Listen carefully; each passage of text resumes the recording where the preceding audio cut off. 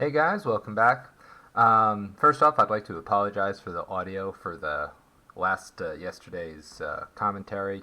Apparently something was going on with my wires or whatever, but hopefully it should be fixed this time. So today we're going to go ahead and do the second parts of our notes here. And we're going to be starting off with a quick little review quiz, see what you guys remember from the other day. So I'm going to show you guys some fossils, and I want you guys to pause, think about what fossil it might be, and then I'll give you a chance. We'll find out if you got the right answer. So let's go ahead and get started. Alright, so each of these pictures is going to be one of our 6 main types of fossils. So starting with this one. Okay, what kind of fossil do you think this one is? Okay, so this one is going to be preserved or true original remains, okay, because it's trapped in amber. So this is the original creature and it's been preserved by being trapped in tree sap, which is hardened. Alright, okay, next picture. What kind of fossil would this be? Alright, and these would be trace fossils because footprints are not actually a part of the organism, but they're traces or evidence that was left behind. Okay, number 3. Okay, this one is petrified or permineralized fossils. So these are the bones that over time the calcium has been replaced with other elements and has basically been turned to rock. Okay, so we're taking a look at this one. It's sticking out of the sample. Okay, since it's sticking out, this one's going to be a cast. Okay, so casts, remember, they stick out. So this is where there was a hollow spot, it was filled in, and that filled in area has turned into rock. Okay, so now we have a hollow spot. What's this one? Okay, this one's going to be a mold fossil. Okay, so the molds are the hollow spots that get filled in. So an organism was trapped inside the mud here when it died. Over time, its body decomposed and it left behind this hollow. Okay, so we've got a hollow spot. This one's artificial, it's plastic. But this one is a mold. Okay, so we can pour plaster of Paris or plaster rubber, whatever in here, and it will fill it up. But the hollow spot is the mold. Now what comes out is, what's this one again? Okay, this one is a cast. Okay, alright, we've got another one here. What's this one going to be? Okay, and this one is also a cast. So this one is another one that we make by using plaster of Paris and filling in a mold, and so we can see it's taken the same shape as the organism, but it's not where the organism originally was. Alright. What about this one? We got a tree, and it's really hard, turned to rock. Okay, this one would be petrified. So over time, this tree, the wood was actually here, and over time, the minerals have replaced each cell and each atom where that wood used to be, and so now there's no more wood here. This is not wood. It looks like wood, but it is entirely rock. So this one is petrified. Okay, what about this one? Okay, so this one is mummified. It's original, preserved, or true remains. Okay, so this was the original creature, and it's in exactly the same state that it was. It's basically just lost a little bit of water. Okay, so this is hard to see, but this is a hollow spot. So what's this one? Okay, once again, this is a mold. Okay, and we've seen something like this before. What was this last time? Okay, and this one was a trace. Alright, and now you guys should be getting pretty good with this. The hollow spot left behind is a... Correct answer is mold. Now this one's a little bit interesting. This is some Dinodougie. Okay, coprolites. What would this one be considered? Okay, this is a trace fossil. So, while the dookie came from a creature, it's not actually a part of the creature. It leaves traces of what was left behind. So this is a trace fossil. Okay, so this is an animal that has been hardened and turned to stone. Okay, what was the one that means turned to stone? Okay, that is petrified or permineralized. Petrified. Okay, so here we've got some more tracks, and tracks would be a trace fossil. Alright, so hopefully you guys did pretty good with those. So now we're going to talk about where do we find fossils. So they're typically buried in sedimentary rock, or they're only found in sedimentary rock. How do we get them? So they have to be exposed to their surface. Okay, so what are some of the ways that would allow deeply buried fossils to become exposed and discovered on Earth's surface? So the first one, the most common one, is weathering and erosion. Over time, water, rain, and wind can wear away the top layers of rock and soil and expose what's underneath. So, for example, the Grand Canyon. At the bottom of the Grand Canyon, we can find all different types of creatures that have been exposed as the water has uncovered them. Another example is excavation. So this can be accidental. Say we're building a foundation for a building, we're digging it out, and we happen to find some fossils. But also we can be doing this on purpose. So if there's an area where we know that there's likely to be a lot of fossils, then we might go digging there on purpose, like the La Brea tar pits. Some other examples can be plate tectonic movements, such as faults or earthquakes, but basically anything that allows the deeper layers of the Earth to become exposed.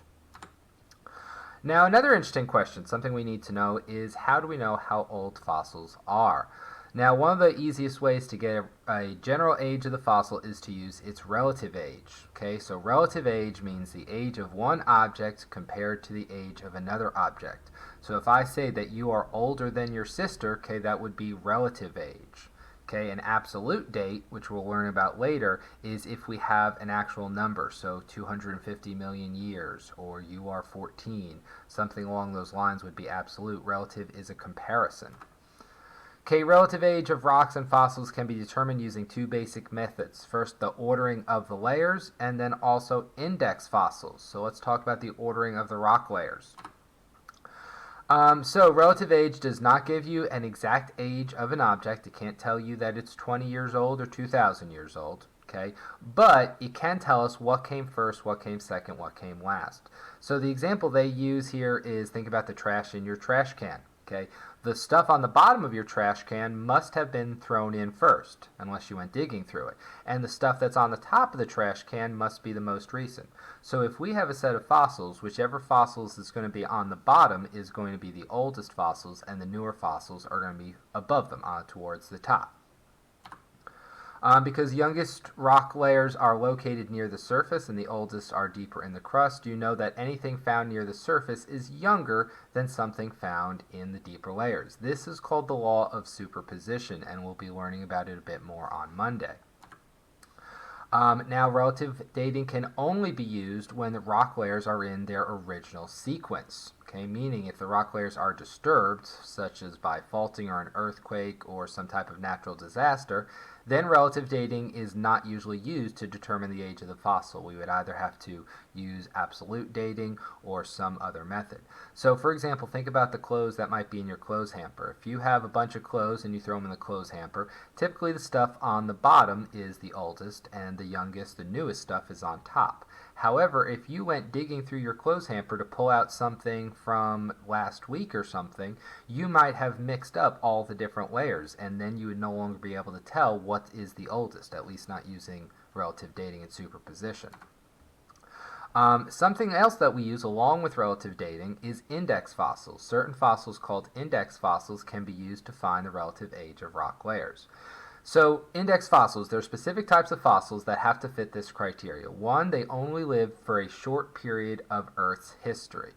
Two, they have to be abundant, which means we need to find a lot of them. Many fossils of the organisms must be found in the rock layers. We also need to find them over a wide area of the Earth. If they're only found in one specific area, they won't be very useful to comparing to other sections. And they must be unique. We must be able to find them and point them out very easily. Alright, so let's go ahead and talk about, species of organisms that live for a short period of time make better index fossils. If they only live for a short period of time, then they will only be found in a certain rock layer, not over many different layers. So, for example, think about crocodiles. Crocodiles have existed since back during the time of the dinosaurs. If I find a crocodile fossil, it could be 1,000 years old, it could be 10,000 years old, it could be 10 million years old. So it doesn't really narrow down our dating all that much.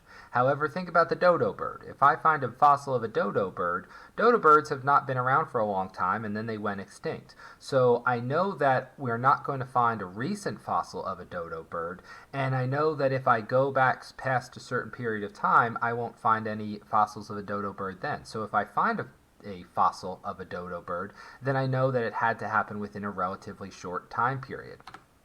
Okay. One example is the trilobite. Trilobite is an index fossil.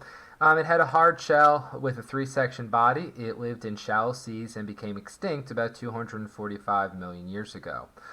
They're found in specific rock layers around the world, which makes them very useful.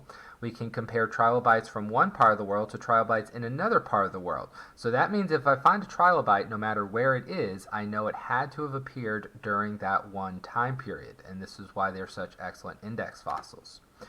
Here's some pictures of trilobites. They varied in size from the size of your finger to the size of your hand, and some even quite a bit larger. They kind of resemble horseshoe crabs, but they're very different. They're not really related at all. So some bad examples of an index fossil. I already told you about crocodiles. Sharks. Sharks have been on Earth for 250 million years. They're much older than the dinosaurs, and they've changed very little during that time. Because they've been around for so long, their fossils, only the teeth, are found in many different rock layers. So does anyone know why only teeth have been found? Okay, little fact here. Sharks are made of cartilage, okay, kind of like your nose. It's not actually bone, so they don't leave behind body fossils. It's hard to use relative dating to figure out how old a shark fossil is, so it does not make a good index fossil, okay, just like with the crocodile example. So, why don't organisms that become fossils look the same as organisms that live on Earth today? So I'm going to leave this as an open-ended question, and we're going to be reviewing this around the time I think maybe that we're returning from Christmas break. We'll be talking about how creatures have changed over time. So this is the end of your notes for today. The rest of your assignments are to go ahead and finish your reading guide. And don't forget, if you guys need me, I will be on Zoom. I hope you guys have a great day. All right, bye.